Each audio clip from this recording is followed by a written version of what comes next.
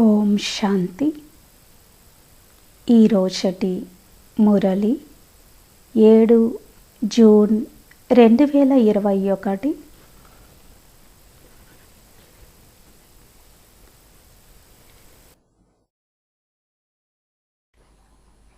సర్వాత్మలకు తండ్రి భగవంతుడు సద్గతి దాత అయినటువంటి పరమపిత శివ పరమాత్మ ఈ విధంగా తెలియచేశారు. ఈ సృష్టి ఆదిలో సత్యయుగంలో దేవాత్మలుగా సతో ప్రధానంగా ఉన్నవారు పునర్జన్మలను తీసుకుంటూ ద్వాపర యుగము నుండి మాయకు వశమై పతితులుగా తమో ప్రధానంగా అయిపోయారు. కావున మరలా మాయపై విజయాన్ని పొందడం కోసము ఈ విధంగా తెలియచేస్తున్నారు. మధురమైన పిల్లలు, మీరు సదా పరమాత్మ శ్రీమతం అనుసారంగా నడుస్తూ ఆత్మాభిమానులుగా అయ్యి పరమాత్మని స్మృతి చేసినట్లయితే మాయపై విజయాన్ని పొందుతారు మరియు పావనంగా సతో ప్రధానంగా అవుతారు అని. కావున ఇప్పుడు మనము పరమాత్మ స్మృతిలో కూర్చొని ఈ పాటని విందాము.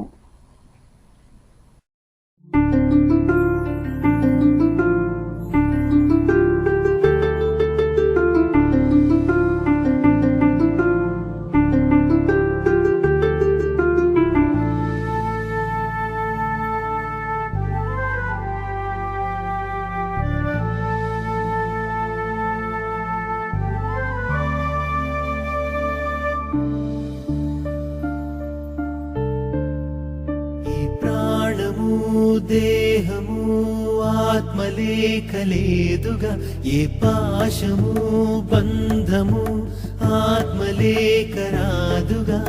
పోయే జన్మల మిగిలే కర్మకు ఉంటుంది ఫలితం. మంచి చెడ్డల నుంచే ఆత్మకు మళ్ళీ ఓ జననం. ఈ ఆత్మేగా సత్యం, ఈ ఆత్మేగా సర్వం.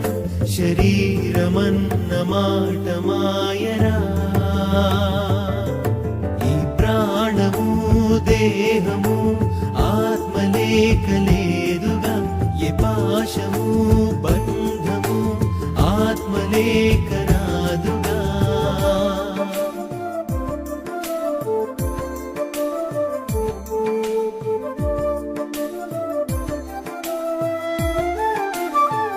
నీ ఆత్మకు ఉండే రూపం చిరుబిందువుగా. ఆ ఆత్మకు తీయని బంధం పరమాత్ముడుగా. ఆత్మకున్న శక్తులు మూడు మూర్తులు. చేసుకుంటే నీ వశం, నీదే ముక్తి మార్గము. ఈ ప్రాణము దేహము ఆత్మలేఖలేదుగా, ఏ పాశము బంధము ఆత్మలేఖరాదుగా.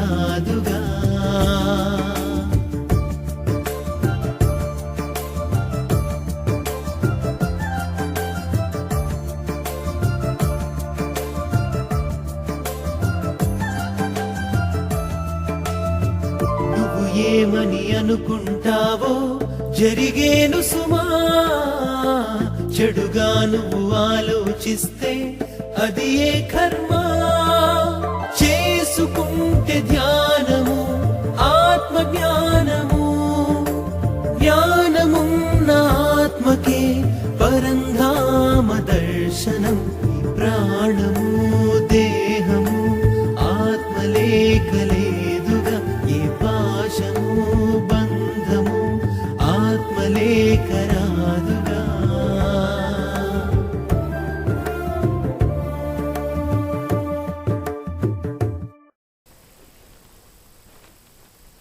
ఓం శాంతి. శివ భగవాన్ వాచ. మధురమైన పిల్లలు, అమృతవేళ సమయము చాలా చాలా మంచిది. అందుకే ఉదయాన్నే లేచి ఏకాంతంలో కూర్చొని శివ్ బాబాతో మధురాతి మధురమైన మాటలు మాట్లాడండి. మధురమైన పిల్లలు, అమృత వేళ సమయము చాలా చాలా మంచిది. అందుకే ఉదయాన్నే లేచి ఏకాంతములో కూర్చొని పరమాత్మతో మధురాతి మధురమైన మాటలు మాట్లాడండి. ప్రశ్న: నిరంతర యోగులుగా అయ్యేందుకు ఏ జ్ఞానము చాలా సహాయము చేస్తుంది? నిరంతర యోగులుగా అయ్యేందుకు ఏ జ్ఞానము చాలా సహాయము చేస్తుంది? జవాబు: డ్రామా జ్ఞానము. ఏదైతే గడిచిపోయిందో అది డ్రామాలో నిశ్చితము. కొద్దిగా కూడా స్థితి అలజడిలోకి రాకూడదు. ఎలాంటి పరిస్థితి అయినా, భూకంపం వచ్చినా కానీ, వ్యాపారంలో నష్టం కలిగినా కానీ కొద్దిగా కూడా సంశయం ఉత్పన్నం అవ్వకూడదు. ఇటువంటి వారిని మహావీరులు అని అంటారు. ఒకవేళ డ్రామాకు సంబంధించిన యథార్థ జ్ఞానము లేకపోతే కన్నీరు కారుస్తూ ఉంటారు. నిరంతర యోగులుగా అయ్యేందుకు డ్రామా జ్ఞానము చాలా సహాయం చేస్తుంది. డ్రామా జ్ఞానము ఏదైతే గడిచిపోయిందో అది డ్రామాలో నిశ్చితము. కొద్దిగా కూడా స్థితి అలజడిలోకి రాకూడదు. ఎలాంటి పరిస్థితి అయినా, భూకంపం వచ్చినా కానీ, వ్యాపారంలో నష్టం కలిగినా కానీ కొద్దిగా కూడా సంశయం ఉత్పన్నం అవ్వకూడదు. ఇటువంటి వారిని మహావీరులు అని అంటారు. ఒకవేళ డ్రామాకు సంబంధించిన యథార్థ జ్ఞానము లేకపోతే కన్నీరు కారుస్తూ ఉంటారు. నిరంతర యోగులుగా అయ్యేందుకు డ్రామా జ్ఞానము చాలా సహాయం చేస్తుంది. పాట ఉంది: ఓం నమః శివాయ. ఓం శాంతి. ఇప్పుడు పతిత ప్రపంచం యొక్క అంతం జరుగుతుంది అని, పావన ప్రపంచం ప్రారంభమవుతుందని పిల్లలు మంచి రీతిగా అర్థం చేసుకున్నారు. ఇది కేవలము పిల్లలైన మీకు మాత్రమే తెలుసు. అంతేకాక పిల్లలకు మాత్రమే ఈ డైరెక్షన్స్ను లేక శ్రీమతము లభిస్తుంది. ఎవరిస్తారు ఈ డైరెక్షన్స్ని? ఉన్నతోన్నతమైన భగవంతుడు ఇస్తారు. పతితుల నుండి పావనులుగా అవ్వాలి అని వారు అర్థం చేయిస్తూ ఉంటారు. ఈ జ్ఞానము మీకోసమే ఉంది. మిగిలిన వారంతా పతితులు. ఈ పతిత ప్రపంచము తప్పకుండా వినాశనం అవ్వనున్నది. వికారులను పతితులు అని అంటారు. మీరు జన్మ జన్మలుగా ఒకరికొకరు దుఃఖాన్ని ఇస్తూ వచ్చారు. అందుకే మీరు ఆది మధ్య అంతిమాలు దుఃఖం పొందారు అని తండ్రి అర్థం చేయిస్తారు. ఒకరినొకరు పతితులుగా చేసుకుంటారు.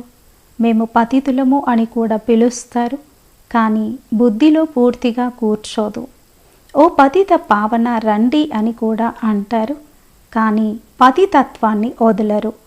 పావనంగా అవ్వడమే ముఖ్యమైన విషయము అని ఇప్పుడు మీరు అర్థం చేసుకుంటారు. ఇది అర్థం చేయించేవారు కూడా ఎవరో ఉండాలి కదా. అర్థం చేయించేవారు ఒక్కరే. ఇకపోతే ఈ గురువులు ఎవరైతే ఉన్నారో వారు ఎవరిని పావనంగా చేయలేరు. కేవలము ఒక్క జన్మ కోసమే పావనంగా అవ్వడం కాదు, జన్మ జన్మలకు పావనంగా అవ్వాలి. మీలో కూడా జ్ఞానవంతులు ఎవరైతే ఉన్నారో వారు చురుకుగా ఉంటారు. డ్రామా అనుసారంగా అది నిశ్చితము. మీలో కూడా మహావీరత ఉండాలి. అది తండ్రి స్మృతిలో ఉండడం ద్వారానే వస్తుంది. తండ్రి చాలా మంచి రీతిలో కూర్చొని అర్థం చేయిస్తారు. ఉదాహరణకు ఉదయాన్నే లేచి స్మృతి చేయండి అని బాబా అంటారు. స్మృతి చేసేందుకు ఆ సమయము చాలా బాగుంటుంది. ఆ సమయాన్ని ప్రభాత సమయము అని అంటారు. ఓ మనసా, ప్రభాత సమయంలో రాముడిని స్మరించు అని భక్తి మార్గంలో కూడా అంటారు. ఉదయాన్నే లేచి తండ్రిని స్మృతి చేసినట్లయితే చాలా ఆనందం కలుగుతుంది అని తండ్రి కూడా అంటారు. తండ్రి స్మృతిలో కూర్చొని ఎవరికి ఏ విధంగా అర్థం చేయించవచ్చు అని ఆలోచించాలి. అమృతవేళ వాయుమండలము చాలా శుద్ధంగా ఉంటుంది. పగలంతా వ్యాపార వ్యవహారాలు ఉంటాయి. రాత్రి 12 గంటల వరకు వికారీ వాయుమండలము ఉంటుంది. సాధు సత్పురుషులు, భక్తులు మొదలైన వారంతా దీని వలన భక్తి మార్గంలో ఎలాంటి లాభము లేదు. అది ఎలాంటిది అంటే ఆత్మ తన శరీరాన్ని హతమార్చుకున్నట్లు అవుతుంది. ఇది జ్ఞానమేమీ కాదు. వారు కూడా ఆత్మయే పరమాత్మ అని అనేస్తారు. ఒక్క తండ్రి మాత్రమే ఆత్మాభిమాని, నేనొక్కడినే పరమాత్మను అని వారు పిల్లలకు అర్థం చేయిస్తారు. ఆత్మనైన నేనే పరమాత్మ అని అనడము అన్నింటికంటే పెద్ద అసత్యము. ఇది అసంభవము. నేను పతితులను పావనంగా చేసేందుకే వస్తాను అని శివబాబా అంటారు. ఇప్పుడు మళ్ళీ పావనంగా చేస్తున్నాను అని తండ్రి అంటారు. ఇకపోతే డ్రామాలో ఏది జరగాల్సి ఉంటే అదే జరుగుతుంది. ఒకవేళ భూకంపం వచ్చినా, ఇంటి పైకప్పు పడిపోయినా ఇది ఫిక్స్ అయి ఉంది అని కల్పం క్రితం కూడా ఇలాగే జరిగింది అని అంటారు. ఇందులో కొద్దిగా కూడా చలించవలసిన అవసరం లేదు. డ్రామాపై పక్కాగా నిలబడి ఉండాలి. ఇలా ఉండేవారిని మహావీరులు అని అంటారు. యాక్సిడెంట్స్ మొదలైనవి చాలా జరుగుతూ ఉంటాయి. ఎవరినైనా రక్షించడం జరుగుతుందా? ఇది డ్రామాలో నిశ్చయించబడి ఉంది. డ్రామాలో వారి పాత్ర ఇలానే ఉంది. ఎవరికైతే డ్రామా గురించి తెలియదో వారు దేహాన్ని గుర్తు చేసుకుంటూ కన్నీరు కారుస్తారు. వారు ఎప్పుడూ శివబాబాను స్మృతి చేయలేరు. ఎందుకంటే వారికి శివబాబా పట్ల ప్రేమ లేదు, సత్యమైన ప్రీతి లేదు. తండ్రి పట్ల పూర్తి ప్రీతి ఉండాలి. మీరు కల్పకల్పము శివబాబా పట్ల ప్రీతి బుద్ధి కలవారిగా అవుతారు. దేవతలకు తండ్రి పట్ల ప్రీతి బుద్ధి ఉండేది అని ఎప్పుడూ అనరు. ఇప్పటి ప్రీతి కారణంగా వారు ఆ పదవిని పొందారు. అక్కడ వారికి అసలేమీ తెలియదు. శివబాబా పట్ల ప్రీతి పెట్టుకోవడానికి మొత్తం కల్పంలో మీకు వారి గురించి అసలు తెలియదు. ఇప్పుడు తండ్రి వారి పరిచయాన్ని ఇచ్చారు. ఇతర సాంగత్యాలన్నిటినీ వదిలి నా ఒక్కరితోనే జోడించండి అని ఇప్పుడు శివబాబా అంటారు. ఇది తప్పకుండా వినాశన సమయమే. ఇది కూడా పిల్లలైన మీకు తెలుసు. మనుషులు పూర్తిగా ఘోరమైన అంధకారంలో ఉన్నారు. మేమైతే తండ్రి నుండి పూర్తి వారసత్వం తీసుకోవాలి అని మీరిప్పుడు భావిస్తారు. స్మృతి లేకుండా సతో ప్రధానంగా అవ్వలేరు. సర్జన్గా అయ్యి తమ రోగాన్ని చూసుకోవాలి. మాకు తండ్రి పట్ల ఎంత ప్రీతి ఉంది అని శ్రీమతం అనుసారంగా చూసుకోవాలి. అమృతవేళ సమయంలోనే తండ్రిని స్మృతి చేయడము చాలా మంచిది. ప్రభాత సమయంలో చాలా మంచిది. ఆ సమయంలో మాయ తుఫాన్లు రావు. రాత్రి 12 గంటల వరకు తపస్సు చేయడం వల్ల లాభమేమీ లేదు. ఎందుకంటే ఆ సమయము చాలా అశుద్ధంగా ఉంటుంది. వాయుమండలము అశుద్ధంగా ఉంటుంది. కావున 1 గంట వరకు వదిలేయాలి. 1 గంట తర్వాత వాయుమండలం బాగుంటుంది. బాబా అంటారు, మీది సహజ రాజయోగము. కావున ప్రశాంతంగా కూర్చోండి. బాబాతో ఎలా మాట్లాడతారు అని బ్రహ్మ బాబా వారి అనుభవాన్ని కూడా వినిపిస్తారు. బాబా, ఈ డ్రామా ఎంత అద్భుతమైనది. మీరు ఎలా వచ్చి పతితులను పావనంగా తయారు చేస్తారు, మొత్తం ప్రపంచాన్ని ఎలా పరివర్తన చేస్తారు. ఇది గొప్ప అద్భుతము. తండ్రికి ఎటువంటి ఆలోచనలు వస్తాయో పిల్లలకు కూడా అటువంటి ఆలోచనలే రావాలి. మనుషుల నావలను తీరానికి ఎలా చేర్చాలి అనగా నావను తీరానికి ఎలా చేర్చాలి అన్న ఆలోచన కలగాలి. తండ్రి అంటారు, ఓ పతిత పావన రండి అని మీరు పిలుస్తూ ఉంటారు.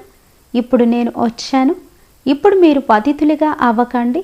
పతితులుగా అయ్యి సభలోకి వచ్చి కూర్చోకండి, లేదంటే వాయుమండలాన్ని పాడు చేస్తారు.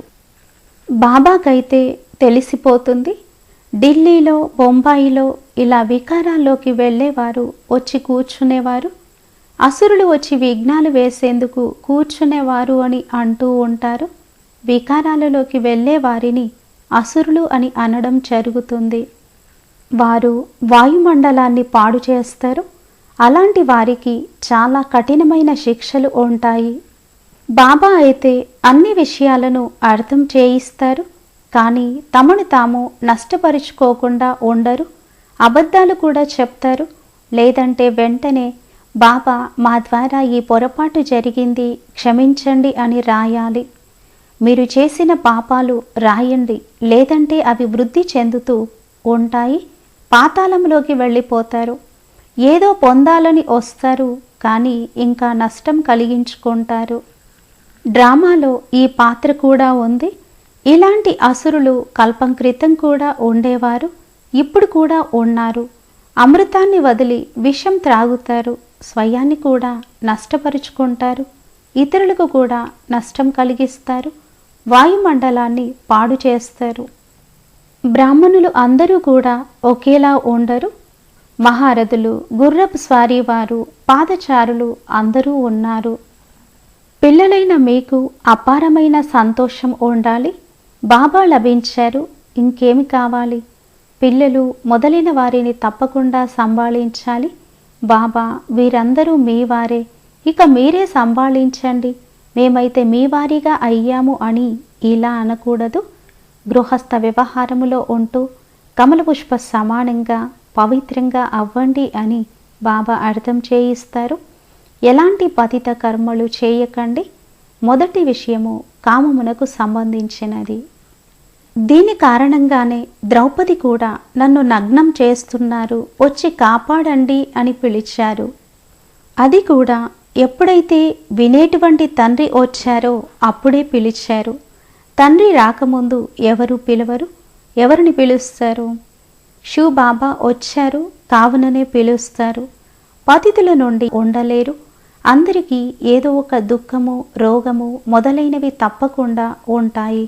కొందరు గురువులు అందులుగా కుంటివారిగా కూడా ఉంటారు.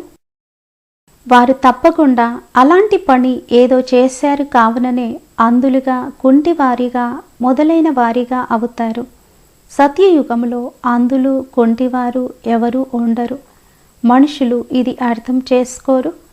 తండ్రియే వచ్చి అర్థం చేయిస్తారు. తండ్రియే జ్ఞానసాగరుడు, పతిత పావనుడు. మిగిలినదంతా భక్తి. ఆ భక్తి మార్గమే వేరు. అది మెట్లు దిగే మార్గము.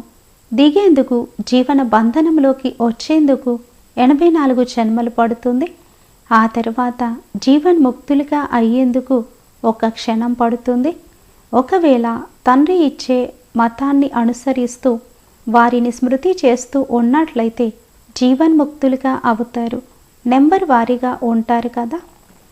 మాకు ఫలానా టీచర్ ఉంటే బాగుంటుంది అని అంటారు. అంటే మీరు స్వయం బలహీనంగా ఉన్నారు కావుననే ఫలానా వారిని 2-4 నెలల కోసం పంపించండి అని అడుగుతారు. ఇది కూడా తప్పు అని బాబా అంటారు. తండ్రి ఎంత సహజమైన విషయాన్ని తెలియజేస్తున్నారు.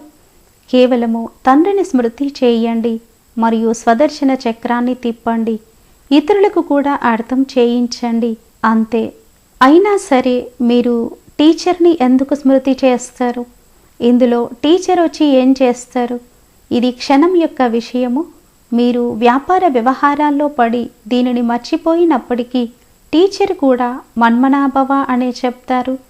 చాలామంది తెలివిహీనులు అర్థం చేసుకోరు. కేవలము చాలా మంచి టీచర్ కావాలి అని అడుగుతారు. మీకు జ్ఞానమైతే లభించింది కదా.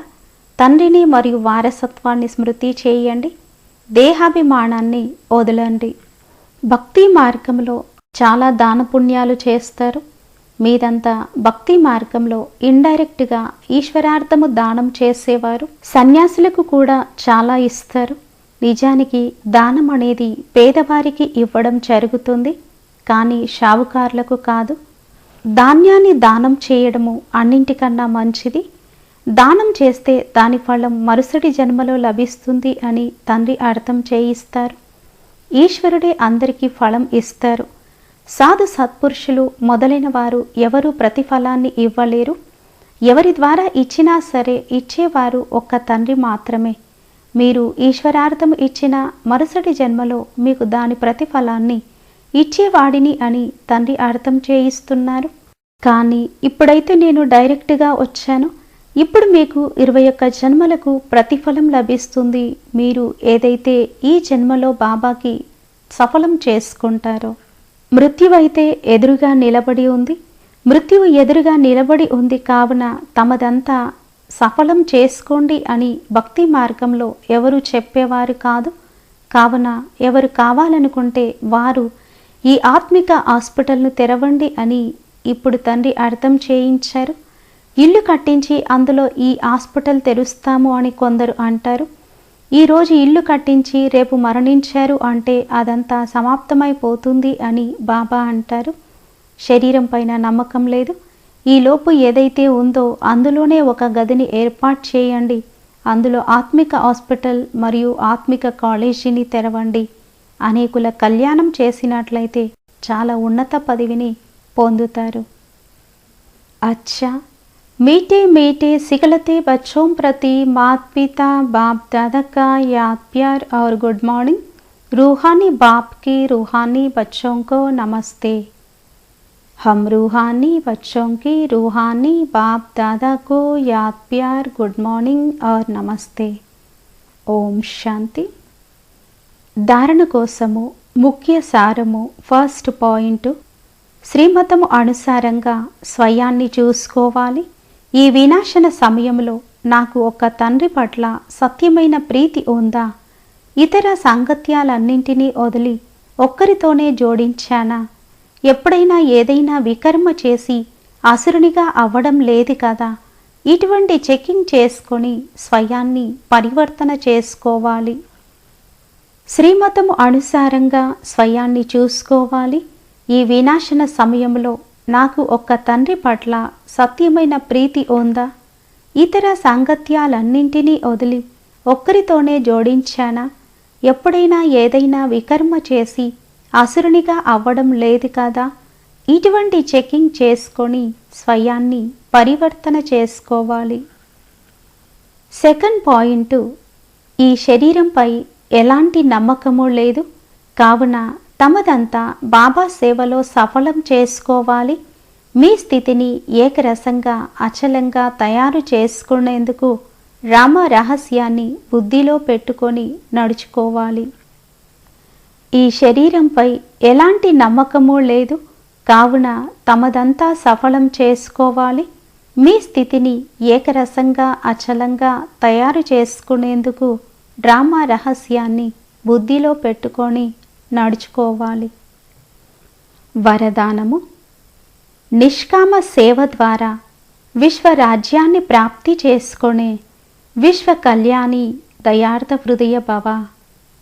నిష్కామ సేవ ద్వారా విశ్వరాజ్యాన్ని ప్రాప్తి చేసుకొనే విశ్వ కళ్యాణి దయార్థ హృదయ భవ. విస్తారము. ఎవరైతే నిష్కామ సేవాదారులుగా ఉంటారో వారికి ఎప్పుడు నేను ఇంత చేశాను, దీని ద్వారా నాకు ఎంతో కొంత పేరు ప్రతిష్టలు లేదా మహిమ లభించాలి అనే సంకల్పం రాదు. ఇలా అనుకోవడం కూడా తీసుకోవడమే. దాత పిల్లలు ఒకవేళ తీసుకోవాలి అనే సంకల్పం చేసినా దాతగా అవ్వనట్లే. ఇచ్చేవారి విషయంలో తీసుకోవడం అనేది శోభించదు. ఈ సంకల్పం సమాప్తమైనప్పుడు విశ్వ మహారాజా హోదా ప్రాప్తిస్తుంది. ఇటువంటి నిష్కామ సేవాదారులు బేహద్దు వైరాగులే విశ్వ కళ్యాణి దయార్థ హృదయులుగా అవుతారు. ఎవరైతే నిష్కామ సేవాదారులుగా ఉంటారో వారికి ఎప్పుడు నేను ఇంత చేశాను, దీని ద్వారా నాకు ఎంతో కొంత పేరు ప్రతిష్టలు లేదా మహిమ లభించాలి అనే ఇలాంటి సంకల్పము రాదు. ఇలా అనుకోవడం కూడా తీసుకోవడమే. దాత పిల్లలు ఒకవేళ తీసుకోవాలి అనే సంకల్పం చేసినా దాతగా అవ్వనట్లే. ఇచ్చేవారి విషయంలో తీసుకోవడము అనేది శోభించదు. ఈ సంకల్పము సమాప్తమైనప్పుడు విశ్వ మహారాజా హోదా ప్రాప్తిస్తుంది. ఇటువంటి నిష్కామ సేవాదారులు బేహద్దు వైరాగులే విశ్వ కళ్యాణి దయార్థ హృదయులుగా అవుతారు. స్లోగన్. తమ తప్పును ఇతరులపై వేయడం కూడా పరచింతనయే. తమ తప్పును ఇతరులపై వేయడం కూడా పరచింతనయే. అమూల్య రత్నము. అవ్యక్త మురళి 20 డిసెంబర్ 1969. ఫైనల్ పేపర్ ప్రతి సమయంలో నిర్బంధన స్థితి, సేవా బంధనం నుండి కూడా నిర్బంధన స్థితి. ఈ పేపర్లో పాస్ అవ్వడము అంటే ఒకటి అవ్యక్త స్థితి ఉండడము, రెండవది జీవిత నావ తాళ్లను ఎంతవరకు వదిలేసినది తెలుస్తుంది. ఎలాగైతే ఇతర బంధనాల నుండి ముక్తులుగా అవుతారో అలాగే శరీర బంధనం నుండి కూడా సహజంగా విముక్తులవ్వాలి. లేకుంటే శరీర బంధనాలు వదిలించుకోవడము చాలా కష్టమవుతుంది. ఫైనల్ పేపర్ అంతిమతి సోగతి. సహజ రీతిలో దేహ బంధనాల నుండి ముక్తులవ్వడము అనగా గౌరవప్రదంగా ఉత్తీర్ణులవ్వడము అనేదానికి గుర్తు. దేహ భ్రాంతి నుండి ముక్తులవ్వడానికి ఒకటి వస్త్రం వదులుగా ఉన్నప్పుడే దాన్ని వదిలేయండి, ఈజీ అవుతుంది.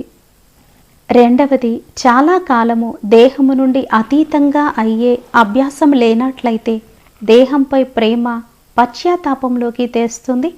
అందువలన దీనితో కూడా ప్రియమైన వారిగా తయారవ్వకూడదు. ఫైనల్ పేపర్ ప్రతి సమయంలో నిర్బంధన స్థితి, సేవా బంధనము నుండి కూడా నిర్బంధన స్థితి.